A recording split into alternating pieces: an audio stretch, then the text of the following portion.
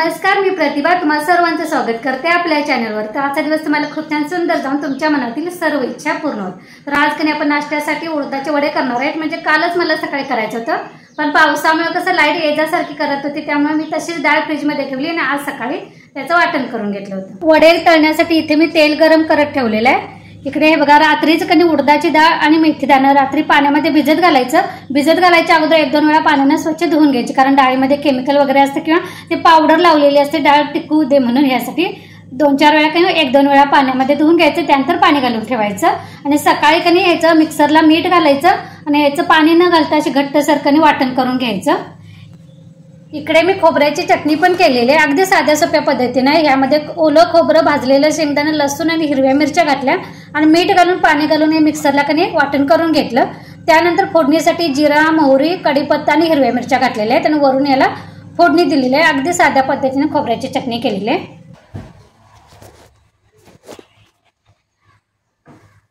इथं कणी तेल चांगलं तापवून घ्यायचं। त्यानंतर मी हातावरच करते, मला हातावरच थोडंफार जमतं। पाण्याचा हात लावायचा, म्हणजे थोडंसं कसं ओलसर हात झाला कधी तट नाही हाताला।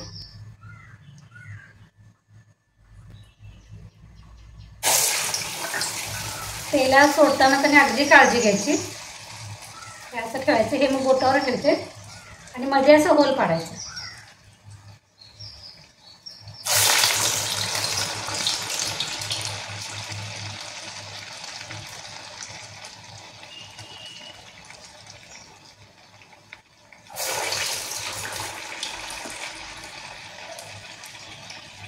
असं करायचं, थोडंसं पसरट करायचं। उजव्या हातावर घ्यायचा आणि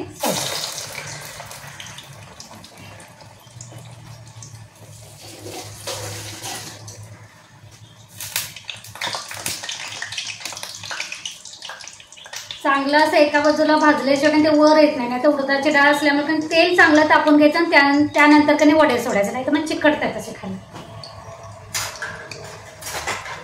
झारा घ्यायचा,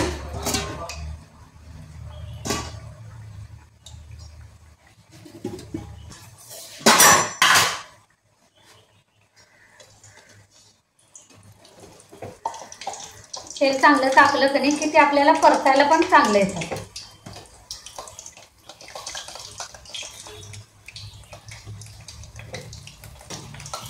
त्यामध्ये सोडा वगैरे अजिबात काही घालायचं नाही। सोडा न घालता कधी छान येतात, असे फुलून येतात।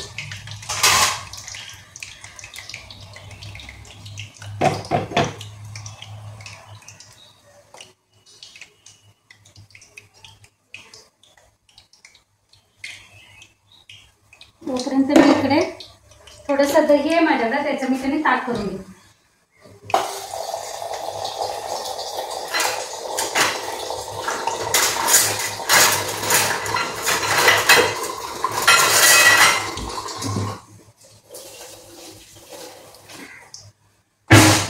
कारण थोडीशी कधी आपण दह्याची कढी पण बनवणार आहे, त्यासाठी ह्याला ताक करून पीठ लावून घेते।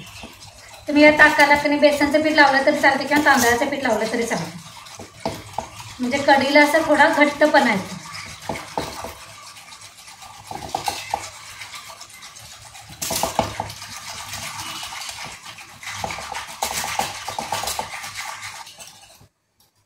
त्यामुळे थोडंसं मी कधी तांदळाचं पीठ टाकते। ते वडे पण थोडंसं आपण असं पलटी मारून घेऊया। मध्यम गॅसवरच कधी हे तळून घ्यायचं, म्हणजे आतपर्यंत हे तळतात जातं चांगलं। एकदमच असं बारीक गॅस केलेला, थोडासा मध्यम आता करते। या ताकाला तांदळाचं पीठ लावलं, म्हणजे वडे तयार होईपर्यंत कधी हे असं पीठ लावलेलं असंच ठेवायचं।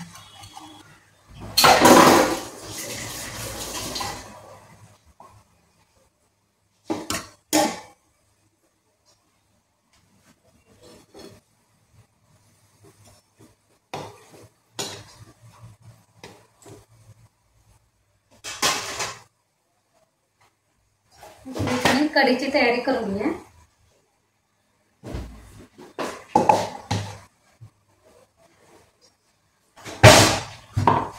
लसूण आणि हिरव्या मिरच्याचं कणी पाणी न घालता वाटण करून घ्यायचं आपण.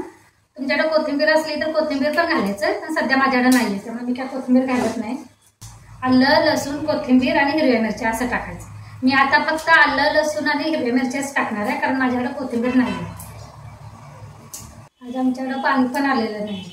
आमच्याकडे कसं 2 दिवसातून एकदा कणी पाणी येते, त्यामुळे पाणी आल्याशिवाय आज मशीन लावता येणार नाही की फरशी पुसता येणार नाही, काही नाही आज. म्हणजे पाण्याची जी कामं आहेत की नाही ती आज बंद. कारण पाणी संपलं किंवा आणि पाणी जर चुकून नाही आलं तर आज येते, आज टायमिंग प्रमाणे त्यांच्या 2 दिवसातून आज आहे नाही, पण आता कधी आज सोडतात काय नाही. वरच्या टाकीतलं पाणी संपल्यामुळे कधी बाहेरचे जे टाके, बाहेरची मोठी टाकी पण तिथनं पाईप ना कधी पाईपनं असं पटकन पाणी येतच नाही. ते पाणी आम्हाला टप्पा सोडायला लागते आणि टप्पातून वर मोटर लावून चढवावं लागतं. त्यामुळे सारखं टप भरला की मोटर लावायची, वर पाणी चढलं की परत कधी बंद करायची मोटर, परत टप भरू द्यायचं, असं सारखं चालू. उंचवटा बसल्यामुळे कधी पाईपनं इकडे येतच नाही, बाहेर लांब थोडीशी लांब अशी टाकी असल्यामुळे. अहो काय करायला सगळ्यात फोनवर बोलायचं बाहेर. कस्टमरला सांगत बडबड येतं तुमचं रेकॉर्डिंग चालू आहे. आता चालू केलं खोटं. होय, तुमच्या वड्याला असं हे म्हणायचं ते ऐकून गेलो मी. हा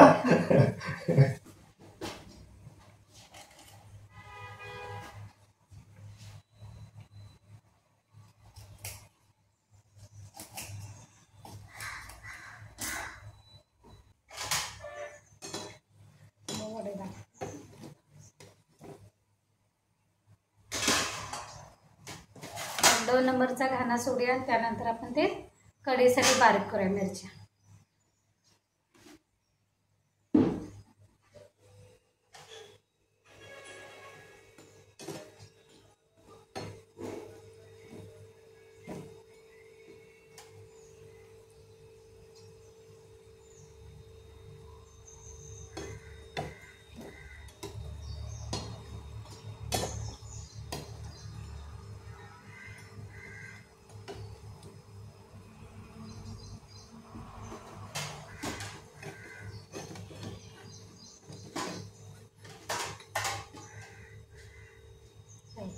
असं मस्तपैकी असं तांबूस कलर यायला पाहिजे वड्यांना, मगच खायचं.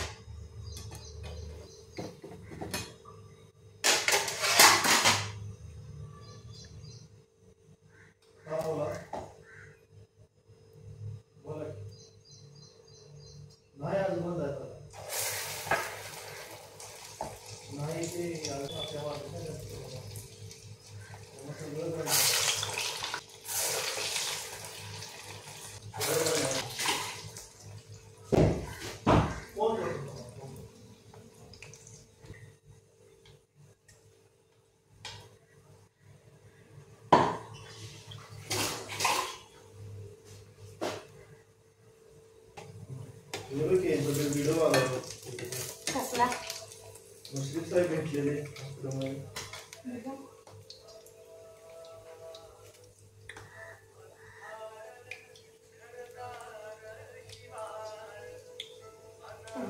आजारी असताना कालचा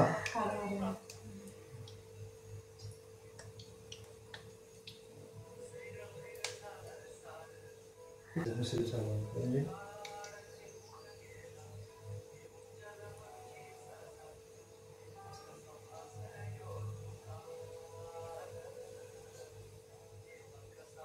किती पटाचं पोळं बरेच वर्ष राजकारणात एकत्र असल्यामुळे त्यांना ते वाईट वाटलं.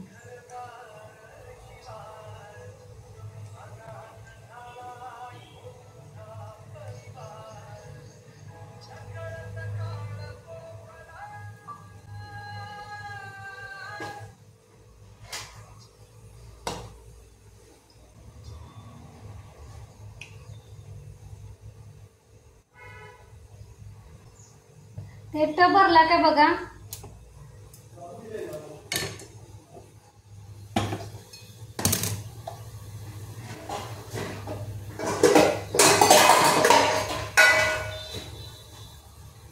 तिकडे वडे तळत आपण इकडे ह्या बाजूला कढी करून घेऊया.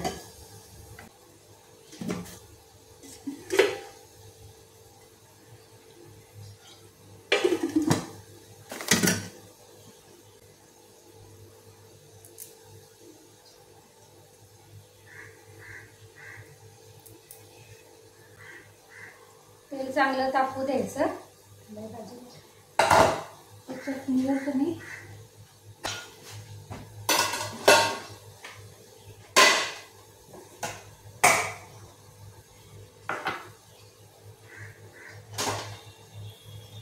इकडे वडे पण परतून घ्या. असं एक आवरत आवरत दुसऱ्या बाजूला करत गेलं की वेळ पण लागत नाही आपल्याला. तेल तापल्यानंतर त्यामध्ये मोहरी टाकायचे. तेल चांगलं तापू द्यायचे. मोहरी चांगली तडतडू द्यायची. त्यानंतर जिरं टाकायचं. म्हणजे मोहरीचा जो खमंग असतो का नाही, खमंगपणा तो आपल्या त्या पदार्थामध्ये उतरतो.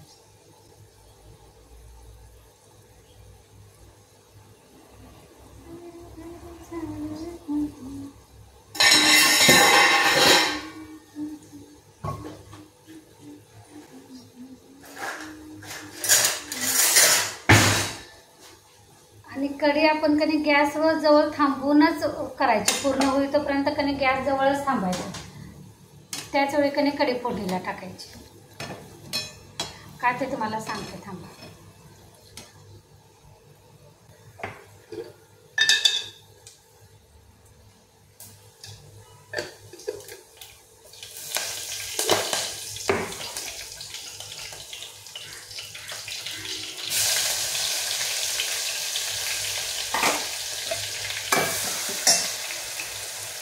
वाटण टाकायचं, कढीपत्ता टाकायचा, त्यानंतर हळद टाकायची.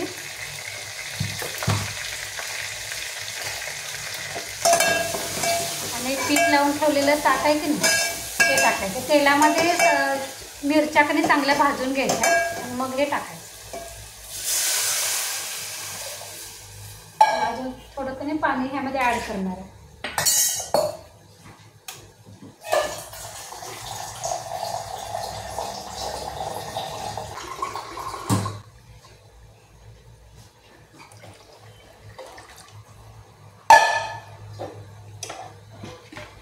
त्यामध्ये चवीनुसार कधी मीठ घालायचं. थोडीशी साखर घालायची म्हणजे आंबट गोड अशी कढी चांगली होते.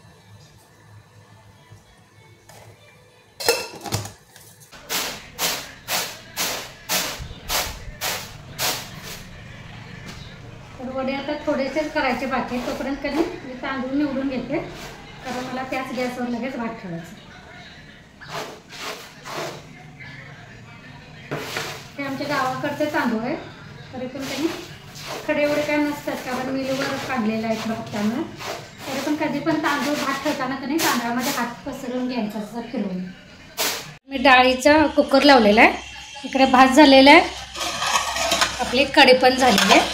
अजून आपल्याला चपाती आणि भाजी करायची आहे. आजची तुम्हाला माझी ताकाची कढीची रेसिपी आणि मेदूवडाचा नाश्ता कसा वाटला ते नक्की सांगा. आणि ह्यासोबतच आजचा ब्लॉग पण इथेच बंद करूया. पुन्हा भेटू नवीन ब्लॉगमध्ये. तोपर्यंत धन्यवाद.